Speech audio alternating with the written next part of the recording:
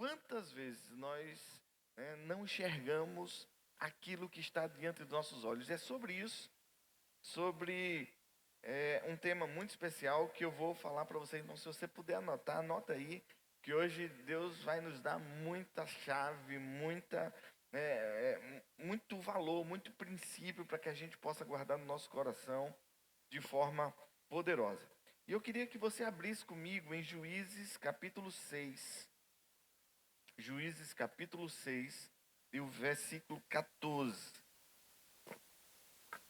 Por que eu escolhi esse tema? A gente vem numa sequência, de tema de marcha, de caminhar, de seguir em frente, de perceber que Deus sempre vai ser Deus entre nós, mas nós precisamos perceber que com Ele nós experimentamos o sobrenatural, mas também sentimos na pele a nossa humanidade.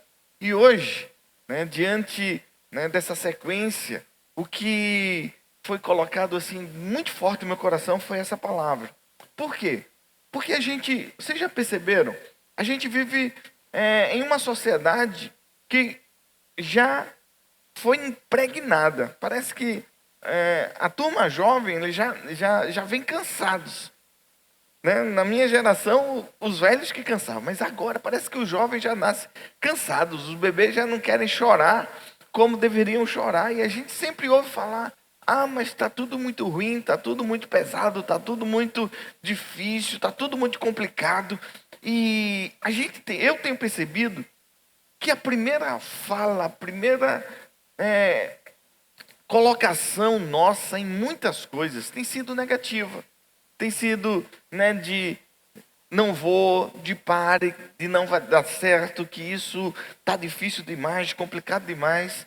E aí eu, de uma forma realmente, assim, foi Deus que colocou esse texto no meu coração, um texto que eu já falei, mas sabe aquela coisa que eu tenho certeza que Deus vai falar com alguém aqui? Que Deus escolheu você para estar aqui nessa noite para ouvir essa palavra? Eu peço graças a Deus para poder ser esse canal livre do Espírito Santo tocar no seu coração. Mas se tem uma coisa que eu estou convicto hoje, é que essa palavra é para alguém aqui nessa noite. Porque o texto de Juízes 6,14, você achou? Vamos ler junto? Diz assim: o Senhor se virou para Gideão, diz a palavra, e disse o seguinte para ele: vá nessa força que você tem e livre Israel das mãos dos midianitas. Não é verdade que eu estou enviando você? Se isso for verdade, se há um impulsionamento de Deus, se é Deus que está enviando, a gente precisa acordar para a verdade inicial do texto, que diz: vá nessa força que você tem. E na força que a gente tem, em uma sociedade que vive dizendo que não tem força, que não tem ânimo, que não tem isso, que não tem aquilo, é complicado. Como é que a gente vai em uma força que muitos dizem que não tem, que ela não existe? Há uma reclamação generalizada de cansado. Estou cansado disso, daquilo, da vida, daquilo outro. E como é que essa geração pode ser impactada por Deus?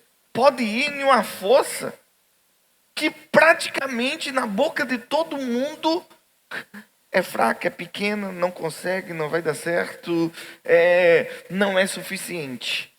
Mas quando eu olho para esse texto aqui, eu percebo uma verdade que muitas vezes o diabo tenta apagar da nossa realidade. É que a força que eu tenho hoje, ela é suficiente para executar o projeto que Deus colocou nas nossas mãos. Você entendeu isso? A força que nós temos, mas é pequena. A força que você tem hoje, ela é suficiente. Mas o gigante é maior. Mas a dificuldade é grande. A força que você tem hoje, ela é suficiente. Eu podia dizer isso e sair aqui e ir embora ali sentar com essa palavra. Mas eu quero tentar trazer para vocês, nesta noite, esses argumentos. Porque quantas pessoas estão paradas hoje? Quantas pessoas estão sem querer reagir diante das dificuldades, dos gigantes, das lutas? Quantas pessoas hoje já desistiram de tentar? Quantas pessoas hoje cruzaram os braços e disseram: olha, não dá para mim, eu não vou mais. Por quê? Porque elas acham que a força que ela tem, que a estrutura que ela tem, sabe, que os recursos que ela tem não é suficiente para fazer aquilo que está no coração dela. E olha, se tem uma coisa que nós humanos sabemos fazer é sonhar. Eu não sei quanto a vocês, mas eu sonho com coisas grandes, sabe? Aí depois eu descubro que Deus sonha com coisas maiores ainda, mas eu sou meio exagerado. Quem me conhece sabe, eu gosto das coisas grandes, né? E vou lá e tento fazer algo que eu nem sei como é que vai terminar, só sei que vai ser grande. É como a construção que nós iniciamos aqui. Eu quero dizer para vocês, esse ano a gente termina o nosso complexo educacional aqui atrás. Pelo menos o prédio 2 a gente vai terminar esse ano, amém? Desse jeito, vamos lá, amém? Eu creio também.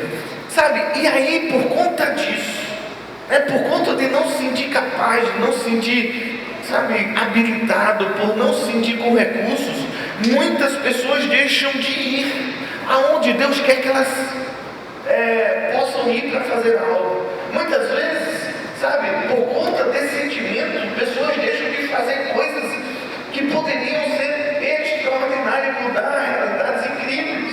Quantos deixaram de continuar a jornada porque no meio do caminho olharam para si mesmos, se sentiram fracos, pequenos?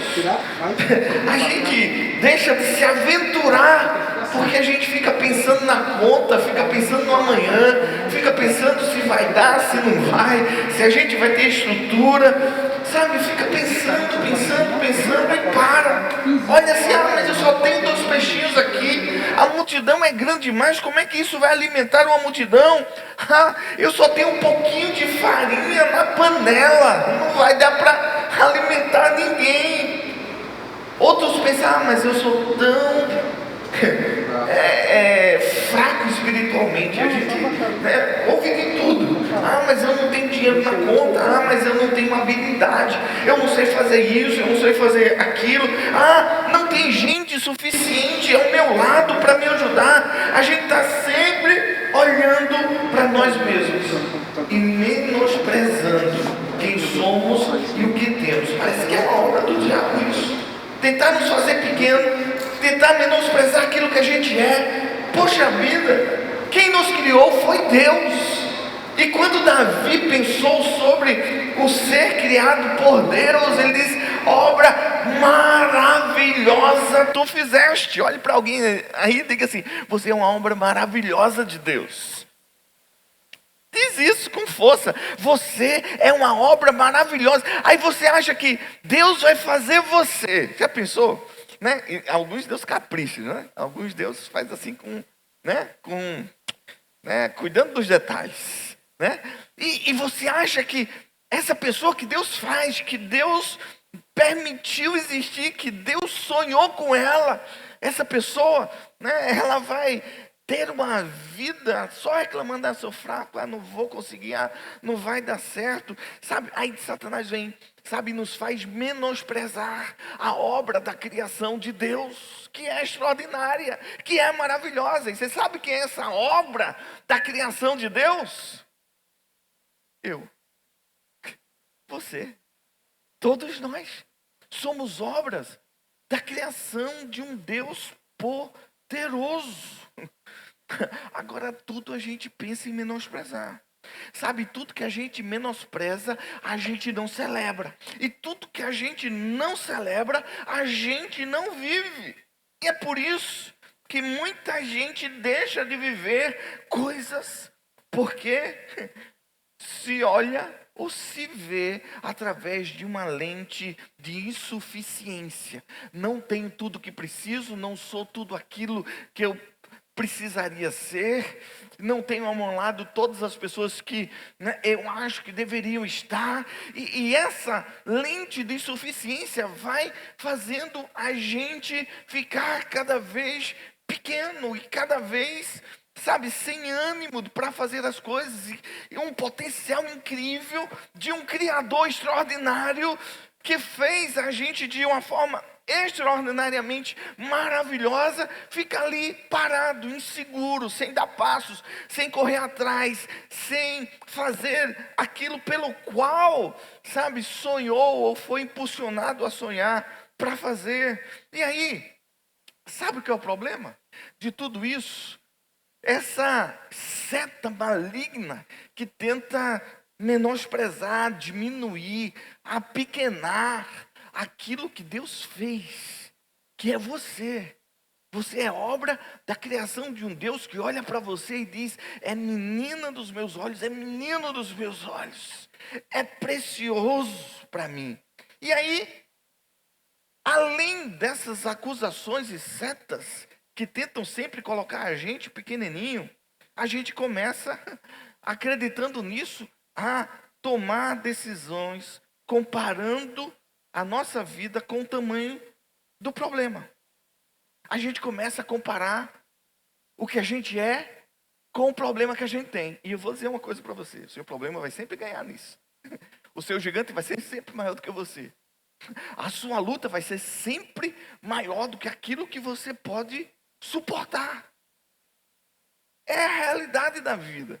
O que se apresenta, né, sobre nós é tempestade, tsunami, é uma onda de querer realmente nos destruir. Mas se a filosofia da nossa vida foi comparar o tamanho do nosso problema com o tamanho da nossa capacidade de resolver, aí a gente para. Porque os problemas sempre serão maiores do que a nossa capacidade de solucionar. Mas, e a gente compara, né? E dizemos: olha, não temos condições de fazer isso. Não temos condições de enfrentar essa luta.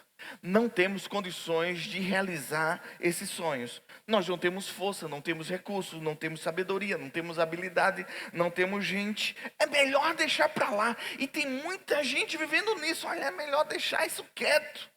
É melhor não mexer com isso não, que isso daí a gente não dá conta. Esse negócio é maior que a nossa capacidade. E essa comparação faz com que muita gente boa, muita gente com potencial incrível deixe de realizar coisas extraordinárias. Mas eu quero dizer para vocês nessa noite que esse é o pior engano que a gente pode fazer. Porque já pensou se Davi se comparasse com o gigante? Se ele medisse as forças, olhasse para ele e olhasse para o gigante e fosse racional, nisso ele não teria ido, o gigante não teria caído. Se Davi tivesse esse pensamento, o gigante não teria caído. Se ele tivesse usado a comparação, ao invés de usar uma palavra-chave nessa noite, que é a convicção. Se Davi tivesse usado a comparação, ao invés da convicção de que em Deus ele poderia, ele teria ficado em casa. Quem era Davi? Mas quando Davi, diante daqueles gigantes, percebeu, sabe, que comparação nenhuma ia impedir ele, ia roubar do coração dele a convicção que ele tinha. Qual era a convicção que ele tinha? Quem é esse incircunciso? Quem é esse, sabe, para desafiar um exército inteiro de um Deus vivo e poderoso? Davi largou de mão toda a comparação e ele disse: eu tenho uma convicção, o meu Deus é maior, o meu Deus é mais forte, o meu Deus pode. E sabe qual é o nosso problema hoje? Ao invés de a gente usar a convicção daquilo que a gente crê, ao invés de a gente olhar para a Bíblia e ver realmente ela como a palavra da verdade, independente dos problemas que se levantam e se agigantam diante de nós, a gente vai partir para cima como Davi partiu. Porque se estivesse olhando a sua força, Ele não ia. Se ele tivesse olhando o seu tamanho, ele não ia. Se ele tivesse olhando a sua habilidade de guerra, ele não ia, porque ele não conseguiu nem vestir a armadura lá do rei. Se ele fosse olhar para a sua insignificância no meio, né, daquela circunstância, quem era Davi ali no meio do exército? Ele nem soldado era. Nem soldado era. Se ele tivesse olhando para a sua idade, se ele tivesse olhando, sabe, para a sua fraqueza, diante de Golias, ele teria parado. E é isso que tem acontecido com muitos de nós. Diante das lutas, dos sonhos, dos propósitos, dos inimigos, das muralhas do gigante, ao invés de nós olharmos para a convicção que Deus coloca no nosso coração, a gente começa a olhar para as comparações. Eu sou pequeno, eu sou menor, eu sou insignificante, eu não sou ninguém. Mas Davi não fez isso. Então, toda vez que você compara a sua força com o tamanho do seu problema, a probabilidade de você parar, de você desistir, de você recuar, ela é muito grande. Por quê? Porque há uma tendência na nossa geração de menosprezar aquilo que nós somos e carregamos. Principalmente menosprezar a nossa fé, menosprezar aquilo que nós temos, que Deus já nos deu e que está nas nossas mãos. E quando a gente menospreza isso, e ao invés de convicção, a gente sai comparando o que a gente tem, o que a gente pode, com as guerras que a gente tem que enfrentar, aí o pensamento realmente é esse, é de desistir, de não ir, de não avançar, de não fazer, de recuar. Nós precisamos parar de viver de comparação e começar a viver por convicção. O que temos nos basta. E é isso que esse texto quer nos fazer lembrar. O que a gente tem nos basta. Nossa fé, por pequena que seja, ela vai conseguir mudar as realidades à nossa volta. A nossa postura diante da tempestade da vida pode provocar um milagre que a gente tanto espera. O problema é que a gente se permite encher de medo por conta das comparações que a gente faz. E eu quero falar hoje esse primeiro segredo. Um primeiro segredo para você guardar no seu coração nessa noite. Sabe, às vezes você se sente só diante de uma luta, diante de uma dificuldade. Às vezes, sabe, o mundo lhe prega algumas armadilhas e você fica assim, poxa, eu não consigo, eu não tenho, eu não sei, eu não posso. Mas eu quero te dar um segredo para você. Ei, você não está sozinho nessa luta. Você não está sozinho. Se eu fosse diante de todos os desafios que Deus coloca diante de mim, eu fosse pensar, né, que eu estaria sozinho, eu já teria desistido há muito tempo. Mas eu quero lembrar você hoje, quem é que está ao seu lado.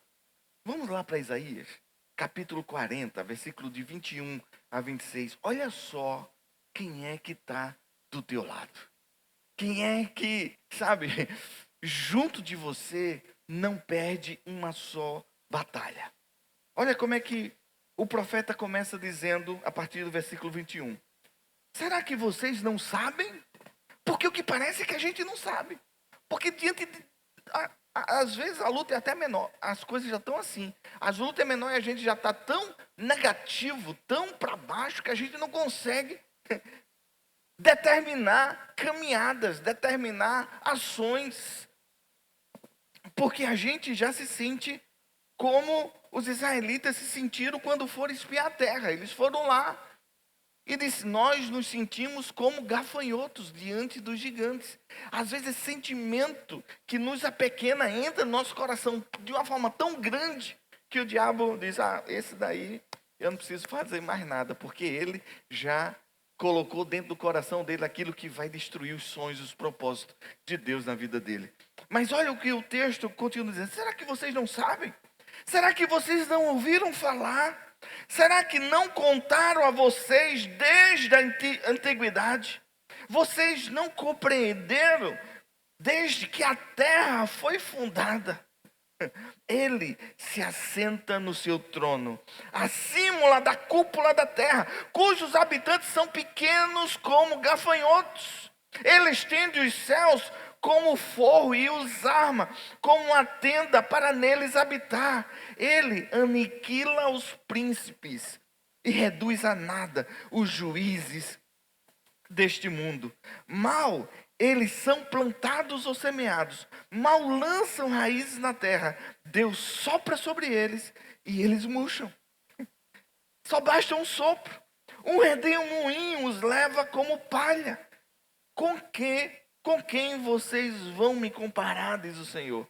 Quem se assemelha a mim para você estar dizendo que não pode, que não vai, que vai ser destruído? Quem é que você está me comparando a esse problema, a esse gigante, a essa luta que você tem enfrentado? Será que você não me conhece? É isso que Deus está tentando dizer. Pergunta o santo. Aí ele fala: erga os olhos e olhem para as alturas. Quem criou tudo isso? Aquele que põe em marcha cada estrela do seu exército celestial e a chama todas pelo seu nome. Tão grande é o seu poder e tão imensa a sua força que nenhuma delas deixa de comparecer quando ele a chama. Amém? Olhe para alguém, bata nele e diz: esse é o teu Deus. Esse é o teu Deus. Será que você lembra de quem ele é? Será que você não ouviu falar? Por que você se sente pequeno do lado de um Deus tão grande como que você tem? E que diz lá em Efésios capítulo 3, versículo 20. Diz assim: toda a glória seja dada a Deus, que por seu grandioso poder que atua em nós. Como é o poder que atua em nós? Como é esse poder? O que é que o texto diz? Grandioso poder. Repita comigo: grandioso poder. Esse grandioso poder atua em quem? Poxa, 2 pessoas entenderam. Esse grandioso poder atua em quem? Em mim. É o que a Bíblia diz. Aí eu paro assim: ei, calma, calma. Tenta colocar esse texto aí, por favor, pessoal da mídia. Efésios 3, 20. Esse grandioso poder, que opera em mim, vai me fazer fraco? Vai me fazer pequeno? Vai me fazer temer alguma coisa nessa terra? Vai me fazer desistir de alguma coisa? Vai me fazer parar? Não sou eu que estou dizendo, é a Bíblia. Toda a glória seja dada a Deus, que por seu grandioso poder, que atua em nós. Esse poder não está fora. É capaz de realizar infinitamente mais do que poderíamos pedir ou imaginar. Você acredita que a palavra de Deus é verdade? Você acredita? Então você, dentro de você, tem esse grandioso poder. Ah, aparece uma luta maior do que você. Aí você olha para ela e diz: você não vai me fazer cair na armadilha de me comparar com você. Porque eu não vou me comparar com você. Eu vou comparar você com um grandioso poder que opera em mim. A gente precisa aprender a fazer as comparações corretas. O mundo é o que olha, sabe? Olha assim para o que tem e diz: eu só dependo dos meus recursos. Isso é o pensamento lá fora. Eu dependo do meu trabalho, eu dependo dos meus esforços, eu dependo, sabe, do que eu aprendi, das minhas habilidades, eu dependo daquilo que os meus olhos estão vendo. Mas Salmo 20, capítulo 7 diz: alguns até confiam nisso, em carros e cavalos. Em carros e cavalos. Porém, nós confiamos no nome do Senhor, o nosso Deus. É isso que o texto diz. E é isso que tem que fazer, sabe, se tornar prático na nossa vida. A gente precisa aprender a confiar, não no que somos, ou no que temos, ou no que podemos, ou na nossa conta bancária, mas confiar em um Deus que é maior do que todos os desafios que Ele nos manda. Aí você olha para pessoas que pensam sabe, pequenininho, que imaginam, sabe, que não vão conseguir chegar do outro lado da rua. Eu queria desafiar vocês hoje a pensar coisas grandiosas, a pensar coisas maiores do que a sua conta bancária, do que a sua capacidade, do que o seu limite humano. Pensa, sabe, porque isso é o exercício que te faz, sabe, entender o processo de ter dentro de si um grandioso poder. Porque se as coisas que você faz dependem de você, é porque Deus não está no jogo. Mas se as coisas que têm acontecido na sua vida só aconteceram por uma mão poderosa e sobrenatural de Deus, você aí tem certeza de que você não está sozinho nessa. Que tem alguém poderoso ao seu lado, te fazendo dar passos muito maiores do que o que a sua perna aguenta dar. E é assim que nós temos que viver aqui na terra. Nós temos que confundir, sabe, aqueles que olham para a gente e dizem, mas é pequeno demais, é fácil de derrotar. Vem só para ver quem é que está do meu lado. No nome dele, nós podemos vencer qualquer tipo de guerra. Quem está me entendendo? Diz amém. Então, nós não nos movemos por comparação. Precisamos aprender a nos mover por convicção. Gideão, disse o anjo, vai nessa tua força. Enquanto você está pedindo força a Deus, enquanto você está pedindo recursos a Deus, enquanto você está pedindo habilidade a Deus, enquanto você está pedindo graça a Deus, Deus olha para você e diz, ei, sabe, você já tem. É isso que o texto está querendo dizer. Deus só está pedindo uma coisa de Gideão. Ele diz, olha, o que você precisa está com você, só está faltando uma coisa. Só está faltando uma coisa, Gideão, com você. Sabe qual é? Iniciativa. Você tem que ir nessa força que você tem.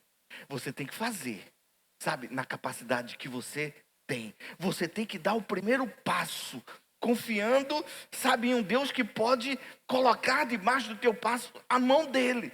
Mas você tem que agir, você tem que tomar iniciativa. Gideão, vai! Como é que eu vou, Deus? Eu sou fraco. Vai, Gideão, toma iniciativa. Mas Deus, eles são maiores que eu. Quem sou eu? Gideão, vai. Mas eu não sei fazer. Iniciativa. Vai. Agora, interessante aqui. Deus mandou ir na força dele? Na força de Deus? No poder de Deus? Na habilidade de Deus? Em qual força de Gideão teria que se mover? Isso para a gente parece uma heresia. Como é que eu vou me mover na minha própria força? Porque aquilo que você não pode fazer, Deus vai fazer por você. Mas você tem que ir, você tem que se mover. Porque o segredo está em tomar iniciativa. Aí você está lá, eu estou orando. E agora, Senhor, me dá mais força, me dá mais recursos, me ajuda a solucionar esse problema. Deus, enche meu coração de disposição, de ânimo. Deus, faz um milagre. Aí Deus está lá dizendo, eu não preciso fazer nada, cara. O que é que você está me pedindo? Eu não preciso fazer absolutamente nada mais. Você já tem tudo que precisa. Só está te faltando uma coisa. Iniciativa. Iniciativa. Lembra de Moisés? Estava lá Moisés se sentindo acuaçado pelo povo. Israel atrás. Né? Um exército poderoso tentando matar todos eles. De um lado montanha, do outro lado montanha. No meio, na frente deles o mar. Foi que Moisés foi orar. Aí Moisés, sabe, orando, Deus disse, Moisés, por que você está orando? Porque clamas a mim. Tem muita gente orando por coisa que já deu. Só a dica. Tem muita gente orando aqui nessa noite por coisas que já está na tua mão. Você só precisa começar a agir. Porque Deus disse a Moisés assim, para de orar, Moisés. O que é que você tem na mão? Uma vara. Então, diga ao povo que marche. Joga essa vara aí no meio do mar. Diga ao povo que marche. É isso que Deus está querendo dizer para você. Pare de se sentir pequeno, de pedir ajuda, de pedir estratégia, de pedir isso, porque você já tem. Vai nessa tua força. Toma a iniciativa que precisa ser tomada. Mas eu não tenho, Toma a iniciativa. Dá o primeiro passo e veja se Deus não vai realizar um milagre na tua vida. Sabe, tem muita gente preso. Mas eu vou esperar isso. Mas eu vou esperar ter dinheiro. Mas eu vou esperar ter essa condição. Eu vou esperar o fulano chegar. Ei. Vai. Vai. Porque horas a mim, Moisés. Sabe? E sabe por quê? Muitas das suas ações parecem que não está sendo ouvida. Porque Deus não vai dar aquilo que você já tem. Diga para a pessoa, Deus não vai dar aquilo que você já precisa para começar a resolver esse problema. Mas é pequeno. Vai na tua pequena força. Mas é insuficiente. Vai nessa força que para você é insuficiente, né? Porque o que você tem nas mãos, eu vou repetir isso, o que você já tem aí, o que você já está, sabe, com ele em você, já é suficiente. O que Deus precisa de você é que você tome a iniciativa e acredite que você não está sozinho. E o Deus que está com você é poderoso. Você nunca ouviu falar disso? Disse o profeta. Você nunca ouviu falar? Sabe? Falta pão. Jesus, manda o povo sentar. Vamos distribuir por grupos. Falta isso. Vamos morrer. Vai não. Estenda a vara sobre o mar vai se abrir. Deus vai fazer o milagre. Quando você está disposto a se mover com aquilo que você tem, Deus estará disponível para fazer aquilo que falta na tua vida. O problema é que falta em você iniciativa. Como é que Deus vai começar a agir? Como é que Deus vai começar a fazer? Se você ainda não se moveu, levanta-te com aquilo que você já tem e vai para cima. Sabe por quê? Vai dar certo. Os que creem, dá glória a Deus. Bem forte, vai dar certo. Mas eu estou fraco. Mas eu estou cansado. Sabe, mas eu não tenho dinheiro. Mas eu não sei como agir mais. Sabe, vai nessa tua força. Gideão, o que você tem é suficiente para que você possa destruir os midianitas. É suficiente. Você vai fazer algo incrível com aquilo que você tem, sabe? E isso é a verdade, que a gente precisa sair daqui com essa convicção. Há algo dentro de nós que é suficiente para mudar a nossa história, que é suficiente para mudar o rumo que a nossa família está tomando, que é suficiente para fortalecer o nosso casamento, que é suficiente para nos fazer prosperar nessa terra. Nós já temos aquilo que é necessário para viver o extraordinário de Deus. O que nos falta é simplesmente uma palavra, iniciativa. Porque todas as vezes que você dá um passo, Deus dá um milagre. O próximo milagre só vai vir quando você dá o segundo passo. E o próximo, quando você dá o terceiro. Deus não vai fazer milagre por antecedência na sua vida, porque Ele espera de você uma atitude de fé. Uma atitude de fé. Outro segredo aqui. Outro segredo. Deus não vai fazer nada novo, porque o que você precisa já está com você. E a partir disso, Ele vai ativar um novo tempo e algo sobrenatural na sua vida. O novo só vai nascer a partir da tua iniciativa. Diga para alguém, meu irmão, vá nessa, você já tem o que precisa. Enfrente o teu gigante, você já tem o que você precisa. Você já tem o que você precisa e já é suficiente. Mas é incrível como a síndrome do coitadismo, sabe? A síndrome do sentimento de incapacidade vive assombrando a igreja, os filhos de um Deus todo-poderoso, que a palavra diz que dentro dele, sabe, foi depositado todo o poder, mas essa síndrome vive atormentando a igreja.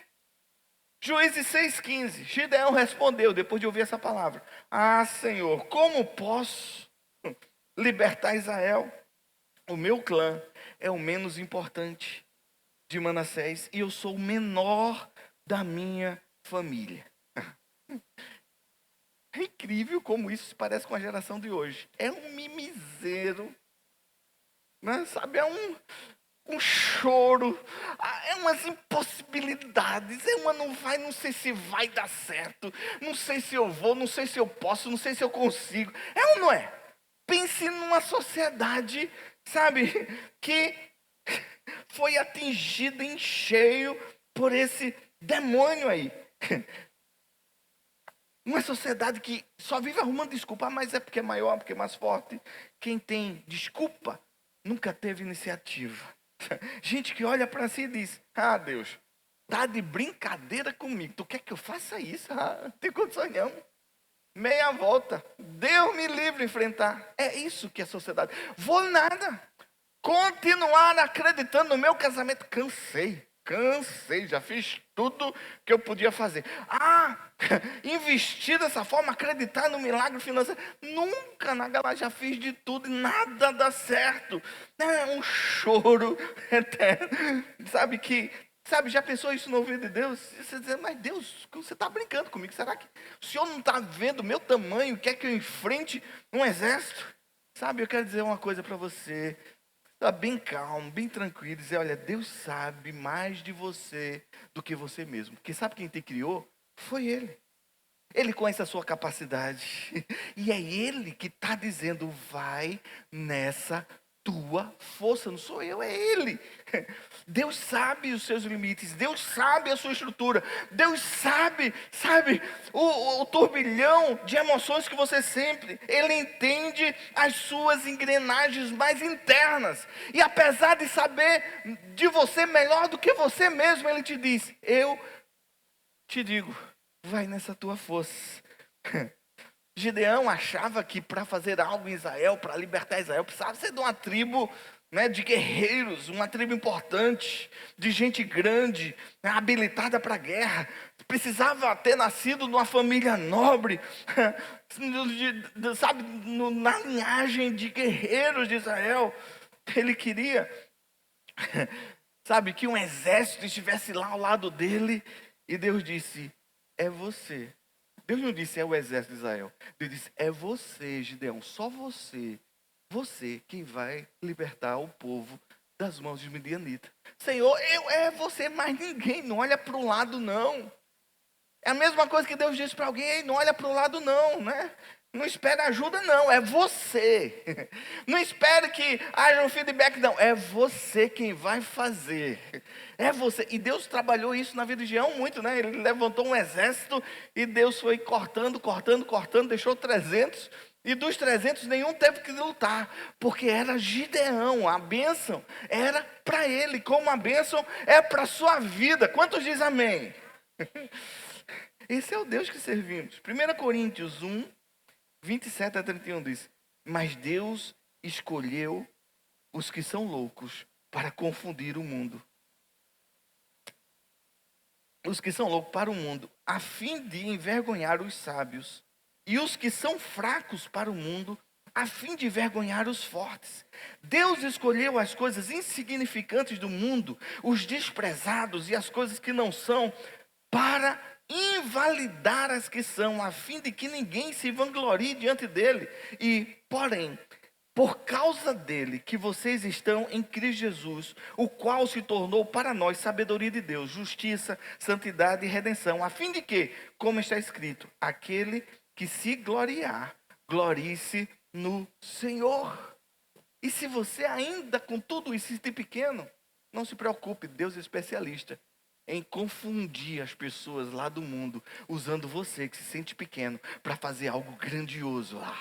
Você pode dizer amém? Sabe?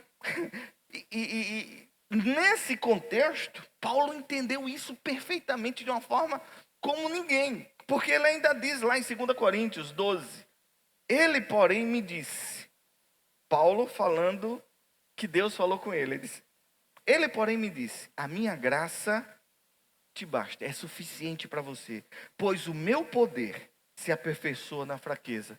Você se sente capaz?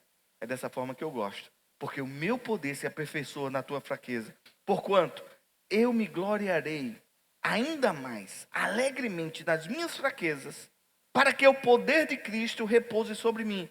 Por isso, por Cristo, alegro-me nas fraquezas, alegro-me nos insultos, alegro-me nas privações, alegro-me nas perseguições, alegro-me nas angústias, pois quando sou fraco, então é que eu sou forte.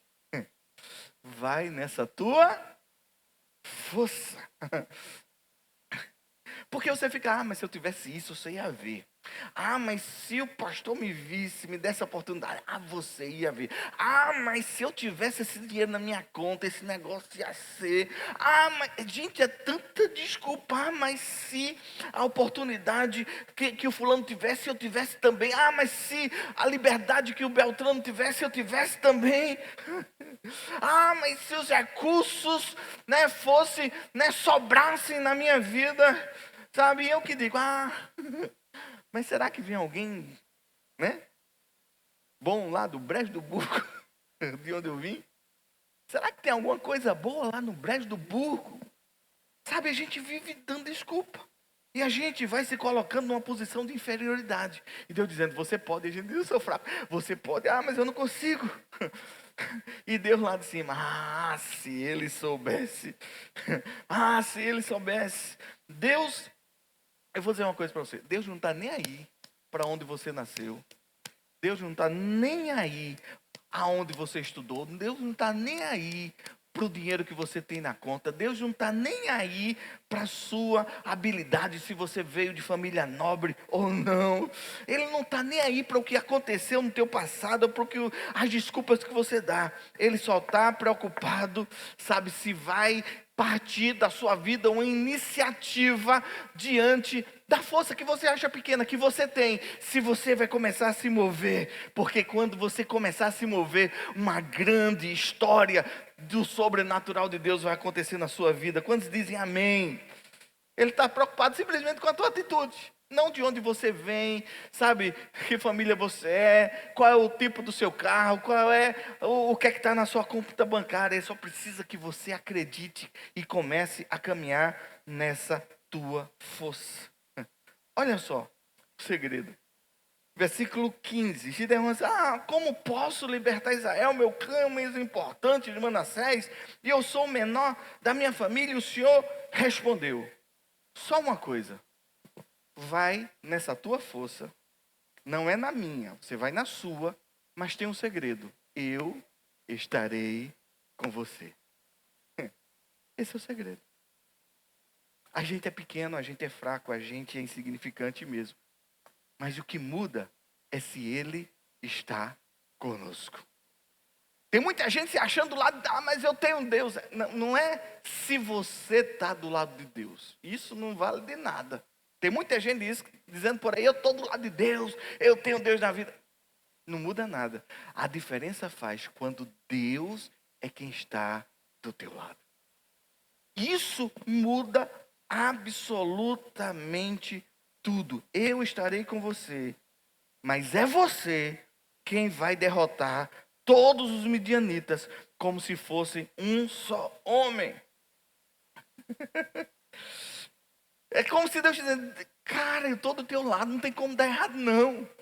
Sabe, você está fazendo as comparações erradas. Eu estou do teu lado, não tem como esse negócio dá errado. Eu estarei com você. Caminha comigo.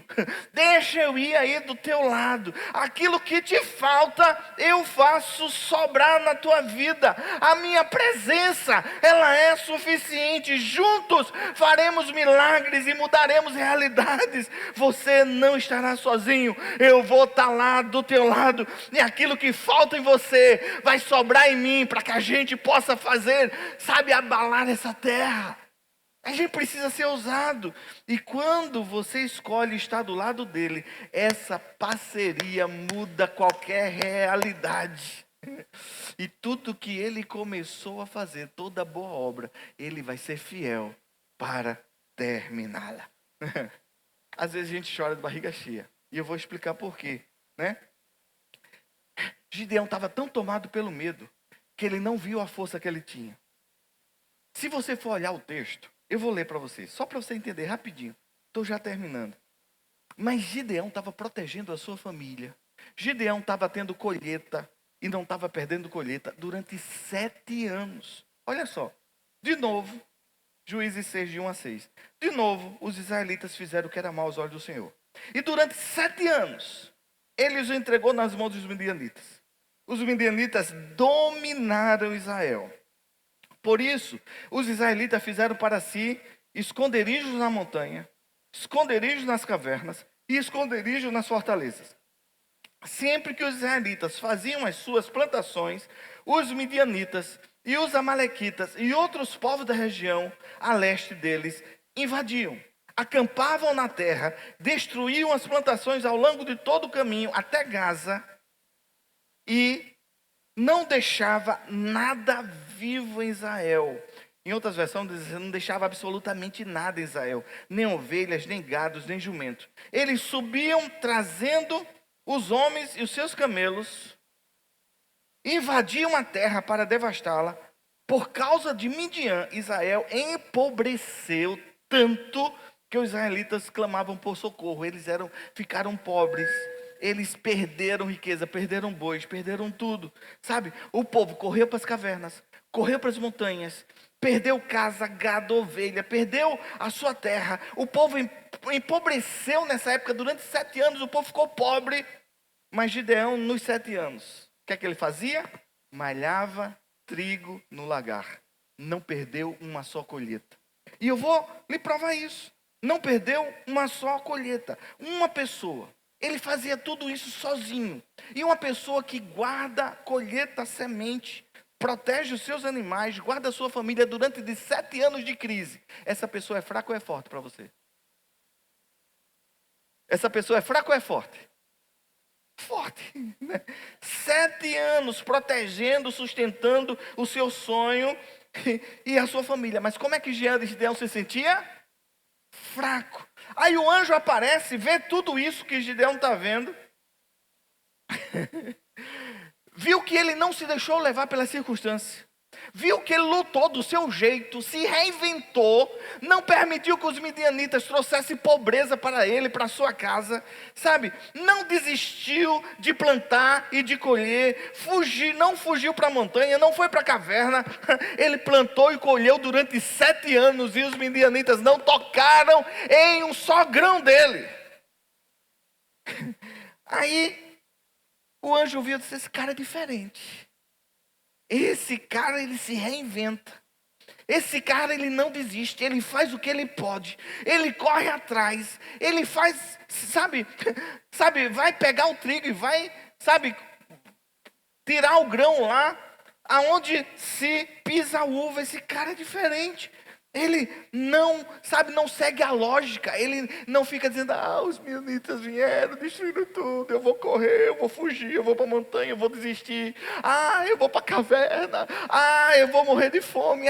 Deus me socorre, eu estou com fome. Não.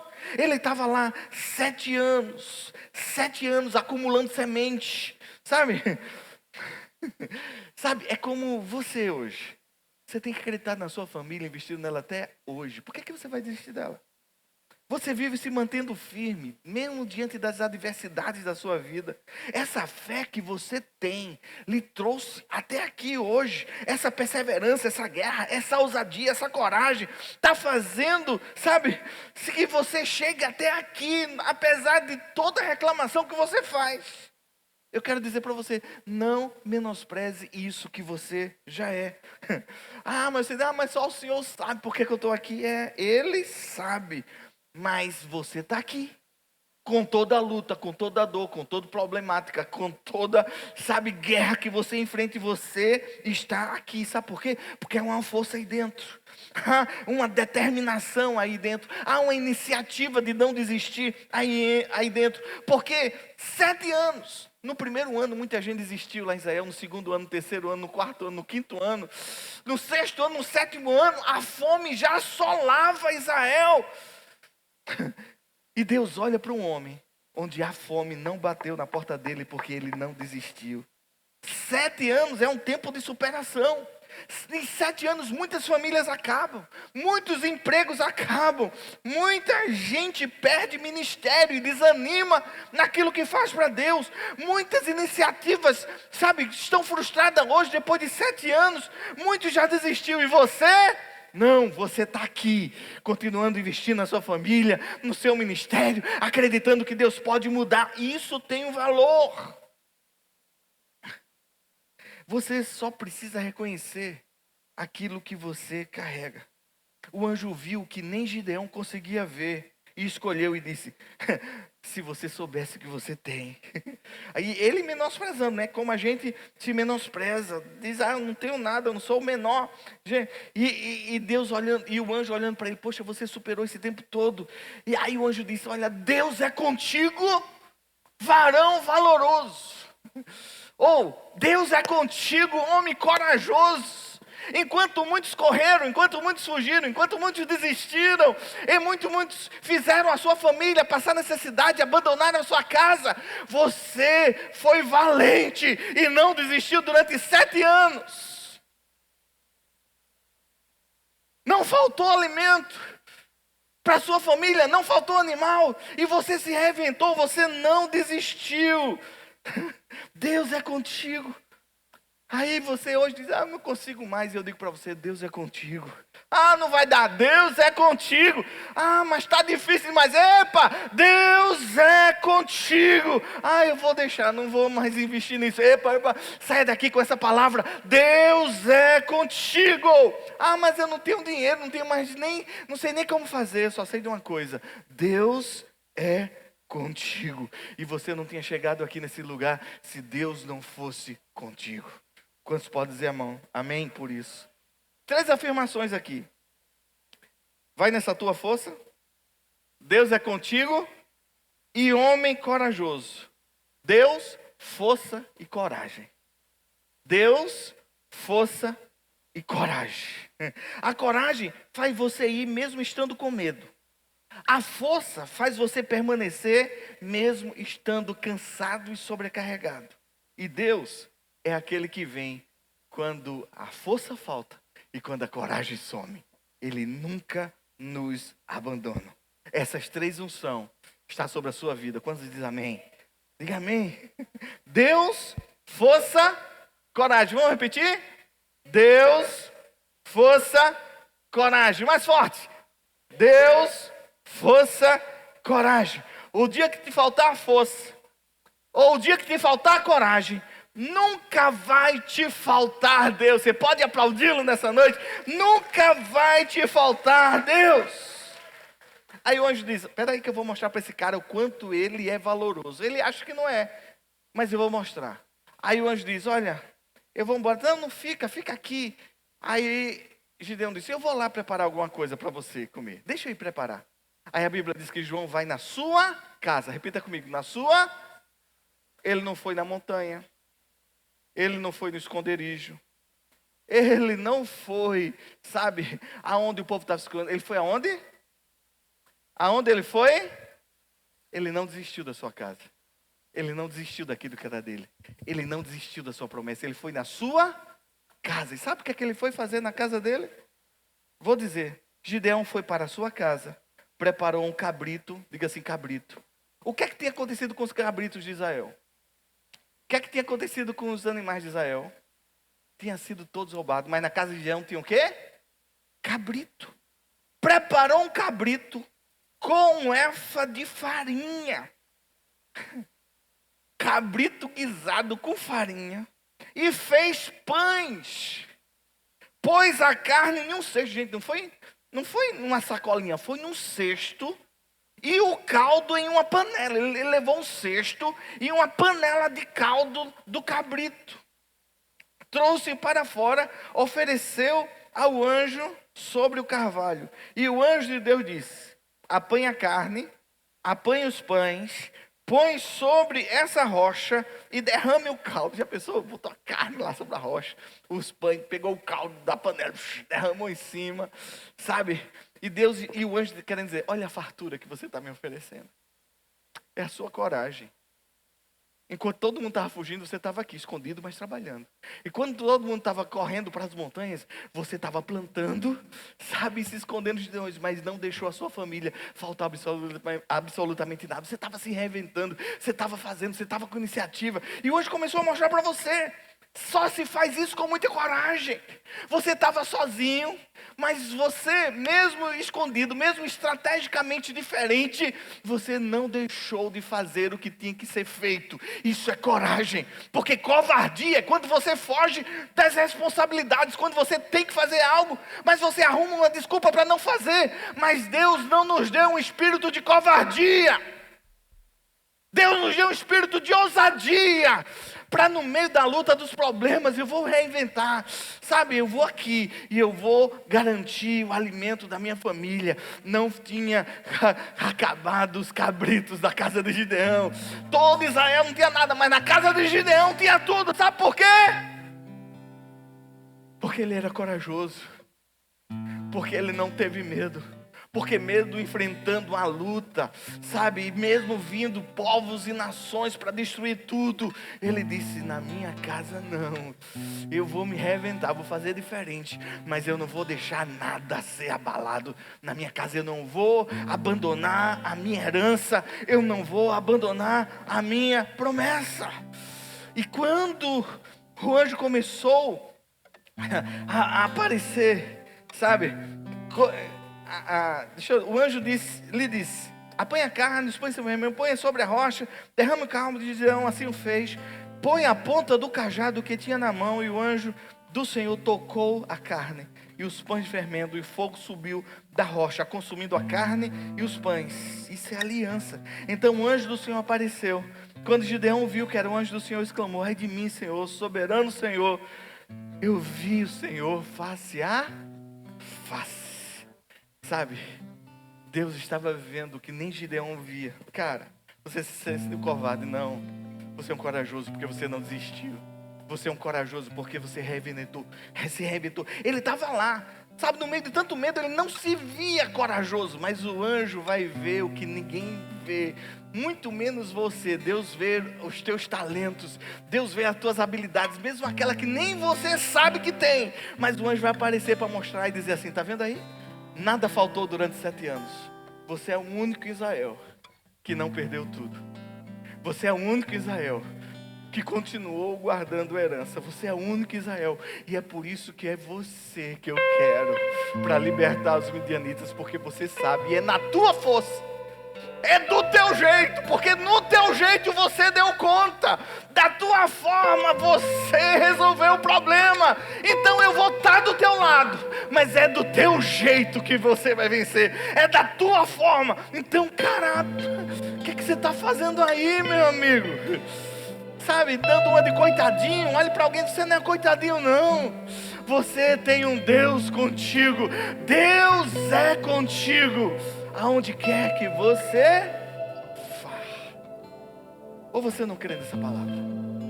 Porque se você crer, os gigantes vão ficar pequenininhos diante de você, porque você vai botar fogo nos olhos.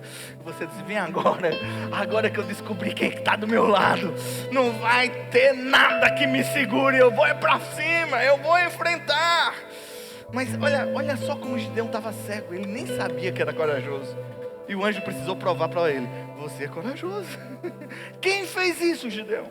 Quem garantiu um alimento durante 7 anos? O povo está morrendo de fome, fugindo, largando tudo, abandonando propósito, abandonando sonhos, largando família, largando emprego, largando as coisas porque estava vivendo uma crise. Você não largou, Gideão. Você permaneceu firme. Você é corajoso. E a gente fica achando que essa história se resume a alguém malhando trigo no lagar. O anjo viu muito mais além do que isso. Apesar do trigo ser malhado no lagar, ele foi o único corajoso de todo Israel a guardar o sustento da sua família, a não deixar que os midianitas tocassem nos seus rebanhos, no pão que alimenta a sua casa. Você tem força, Gideão. E por que você não está vendo isso? De onde vem o que você trouxe para mim hoje? De onde vem? olha para o que você é, olha para o que você conquistou, olha para onde você chegou, olha para os filhos lindos que Deus te deu, olha para o teu talento, olha para o teu rebanho. Da onde veio tudo isso, Gideão?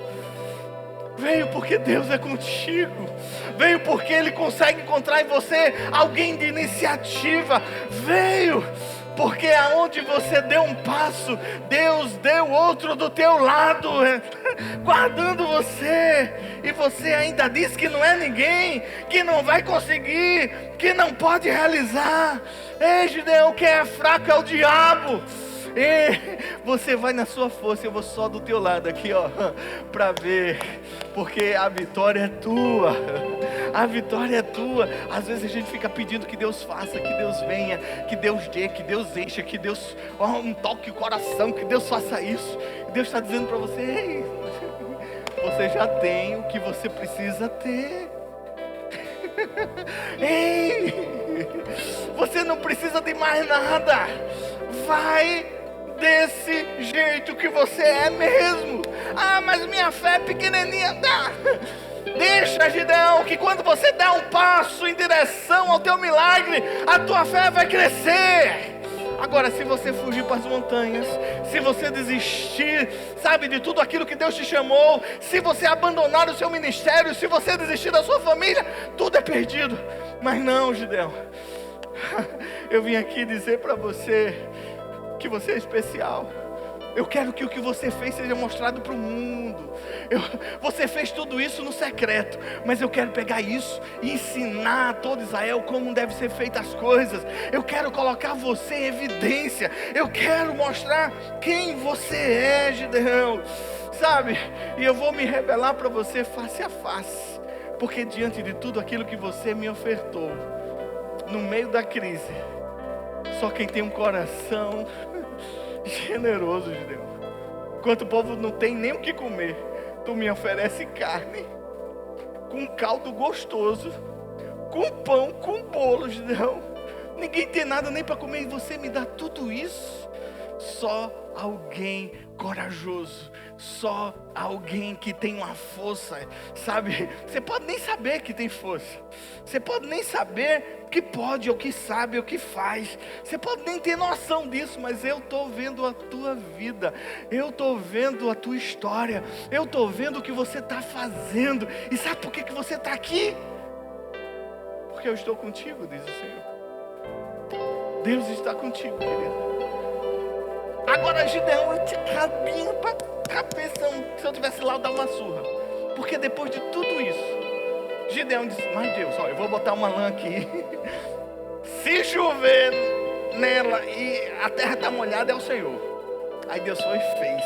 Deus não precisa fazer mais nada. Ei, Deus não precisa te provar mais nada. Aí ele pegou: não, mas eu ainda toco assim com esse gente, como gruda esse complexo de mimizento. Como gruda nas pessoas esse complexo de não posso, não vou, não quero, não sei, não vai dar certo. Como isso gruda, Gideão, com todas as provas, vendo o anjo, vendo Deus face a face, mesmo assim. Ah, Deus, mas me dá mais uma. Não, e qual é? Não, agora é o contrário. Se a terra estiver molhada e a lã seca, eu sei que é o Senhor que está comigo e eu vou guerrear lá com os midianitas. No outro dia Deus fez. Aí depois Deus disse o seguinte: ele não pede mais nada não, viu? Porque eu já provei que eu sou contigo. E é isso que eu quero dizer para você nessa noite, terminando. Não peça nenhuma prova de Deus, você já sabe que Deus é contigo. O que falta é a sua iniciativa. Dê o primeiro passo, porque o Senhor vai estar do seu lado. Eu serei contigo. Força, coragem e Deus. Vamos repetir? Força, coragem e Deus. Quando você se sentir sem força, quando você se sentir sem coragem, saiba que nunca vai te faltar Deus. Então não tem como dar errado. Não tem como dar errado. É você quem Deus quer usar. É com a sua força que Deus vai fazer. E você nem imagina, mas se Deus soubesse, se tivesse um anjo te contando o que você já passou, o que você já enfrentou, e que você já venceu, porque você está aqui hoje, você ia se surpreender e saber porque Deus ainda está do teu lado, porque você não desiste, porque você não se perde, não foge, não vai procurar, abrigo, buraco nas montanhas. Você está reinventando, enfrentando os seus inimigos, mesmo que seja de forma diferente, mesmo que seja no lagar, mas você não vai abandonar os seus. Deus vai te dar a estratégia certa. Vamos ficar de pé, eu queria orar por você. Queria orar por você. Porque talvez, eu não quero falar para quem pensa em desistir, porque eu sei que isso não tá fora de cogitação hoje. O que está pegando hoje é você não ter noção do quanto você é especial em Deus. Você não precisa de mais nada daquilo que você já tem nas mãos para realizar o sonho que Deus botou no teu coração, para construir a família linda que você sempre sonhou com ela, para ter, a independência financeira que você sempre sonhou, para abençoar aquelas pessoas que você sempre quis abençoar. Aí você se sente fraco, incapaz, você se sente pequeno. Eu quero dizer para você, Deus está olhando e Ele sabe o que você já enfrentou para estar aqui nessa noite, o que você fez, o quanto de coragem, o quanto de força você precisou para não desistir, para estar aqui de pé. Eu quero falar para você, Deus está contigo, varão valoroso. Deus é contigo, varoa valorosa, corajosa. Deus é contigo. Deus não te abandona. E Deus vai, esperar que você tome iniciativa, porque é você quem vai fazer, a tua força, é o que você já sabe. Deus só vai garantir uma coisa: estará do seu lado, para te dar aquilo que você não tem e fazer aquilo que você não pode. Mas o primeiro passo, quem dá é você. Feche teus olhos, Pai, em nome do Senhor Jesus. Em nome do Senhor Jesus. Eu agradeço, Deus, porque Tu trouxeste alguém aqui de forma especial para ouvir essa palavra. Que o Senhor queime em seu coração agora. Ora lava xere candara lava. Filho, filha, eu tenho visto o teu esforço. Você se sente cansado, cansada, sem saber o que fazer. Mas o Senhor vem aqui para te dizer: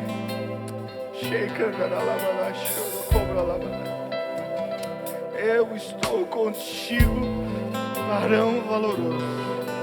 Eu estou contigo, varoa valorosa.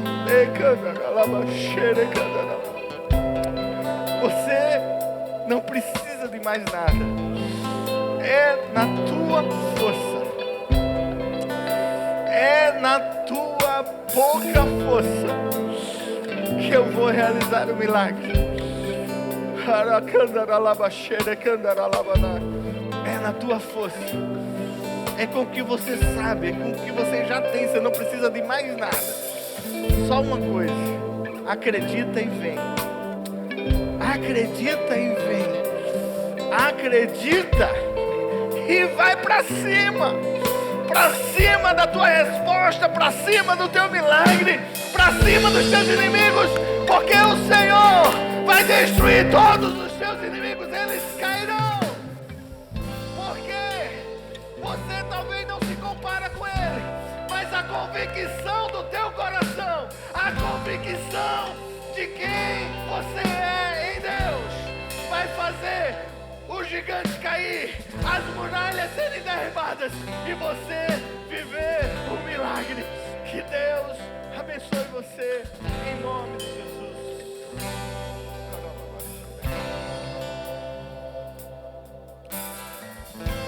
Eu creio no Deus do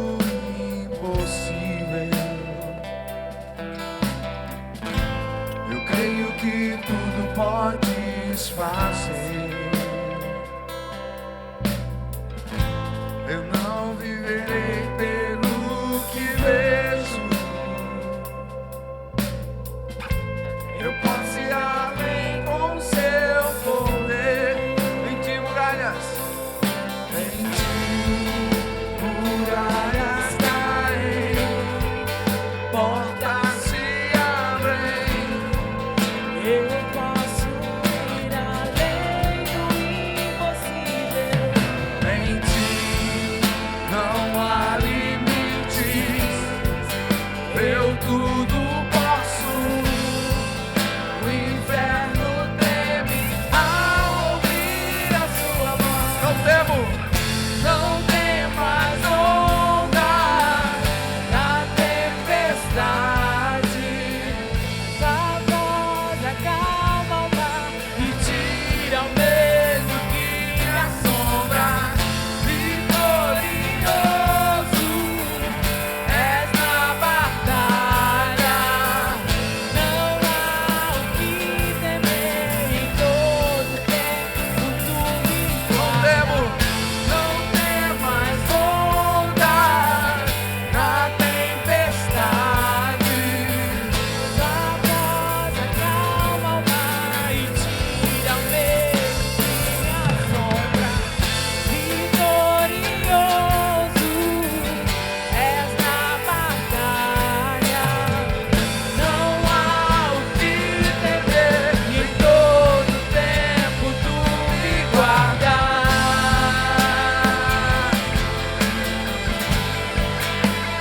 Tu me guardas.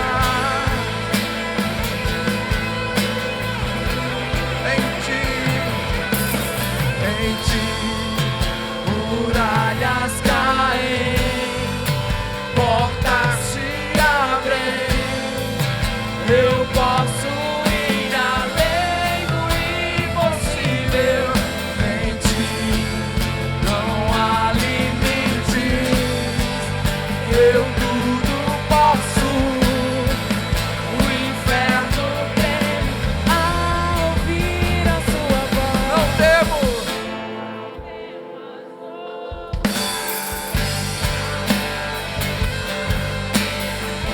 Tua voz acalma o mar e tira o medo que me assombra. És na batalha. Não há o que temer. Não temo, Não temas ondas da tempestade. Sua voz acalma o mar e tira o medo que me assombra. vitorioso. És na batalha. Não há o que temer. Em todo tempo tu me guardas.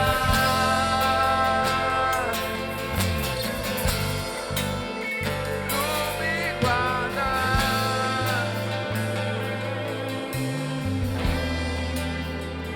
Tu me guardas.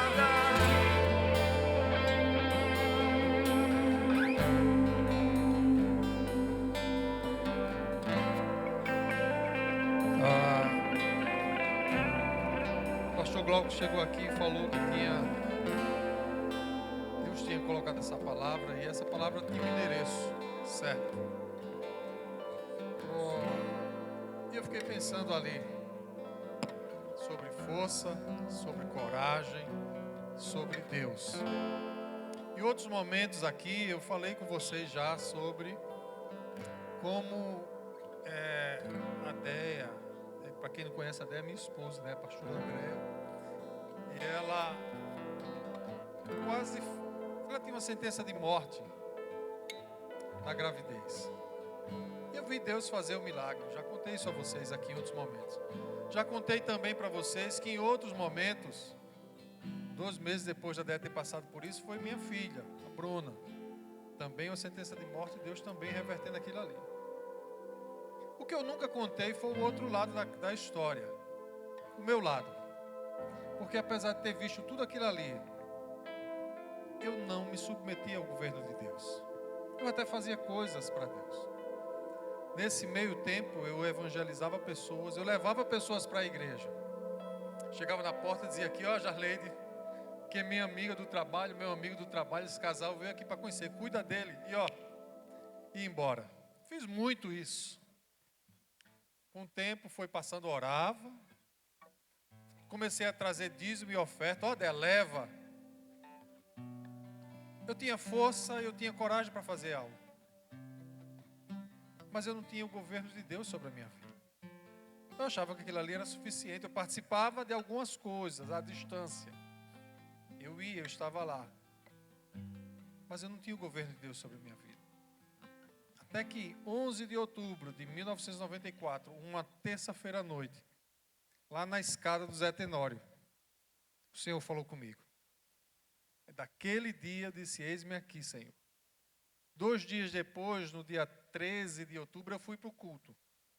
Irmão, se você me perguntar o que foi que o pastor pregou, eu não sei. A única coisa que eu lembro daquele culto era que o pastor estava com um terno uva horroroso. Horroroso.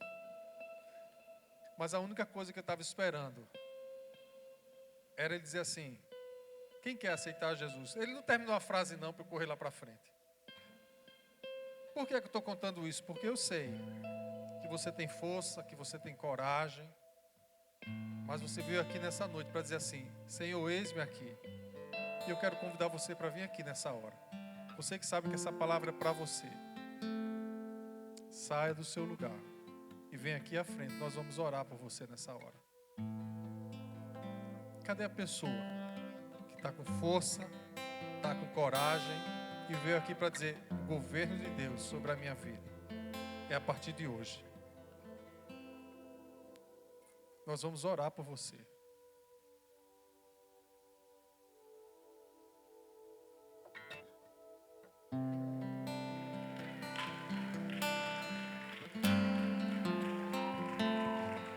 Essa é a Jéssica. Jéssica veio aqui hoje para dizer assim, eu quero Jesus governando por completo. Eu não quero mais só vir aqui nos cultos, na reunião da CPCI. A Jéssica veio aqui, não foi, Jéssica, para dizer, a partir de hoje, eu tenho força, eu tenho coragem e eu tenho Deus. Nós vamos orar por ela, sim? Você vai fazer 2 coisas. A primeira, nessa hora, enquanto a pastora Érica vai estar orando, você vai estender a sua mão. A segunda, a Jéssica é das minhas. Ela gosta de abraço, não é isso? Então, quando terminar aqui esse momento, tá certo? Agora não. Depois que a gente terminar, fizer a última oração, corre para a Jéssica, dá um abraço. Que Jéssica é família. A família recebe com um abraço. Oh, meu Deus, que honra. Que honra, nós conhecemos a Jéssica. E já sabíamos como ela estava movida pelo Espírito Santo. Em uma conversa essa semana, ela falou dessa necessidade. Que bom, Jéssica, que você teve